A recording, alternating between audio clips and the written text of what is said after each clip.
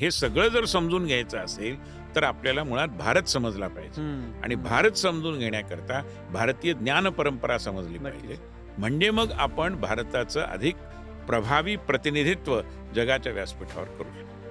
म्हणजे सबकॉन्शियसली जेव्हा आपण भारतीय ज्ञान परंपरा आत्मसात करू तेव्हा कुठेतरी आपल्याला दैनंदिन जीवनात फरक पडायलाच निश्चितपणे.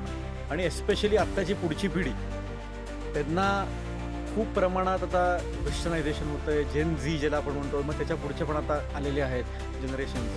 त्यांना 2047चा भारत जर का समजवायचा झाला किंवा 2047 साली ते जेव्हा 20-22 वर्षाचे असतील आज 47 साली, तेव्हा आपण त्यांना भारताच्या इतिहासाबद्दल सांगू, भारताच्या संस्कृतीबद्दल सांगू, किंवा कुठल्या भाषेत आपण त्यांना सांगू, कुठल्या प्रकारे त्यांना सांगू, कुठल्या फॉर्म ऑफ एंटरटेनमेंटमध्ये आपण त्यांना सांगू, हे पण खूप महत्त्वाचं आहे. त्याच्यावर आपण सर्वांनी भर द्यायला पाहिजे असं नक्की वाटतं. अगदी निश्चितपणाने. आणि त्यामुळे त्याची सुरुवात बालवाङ्मयापासून झाली पाहिजे.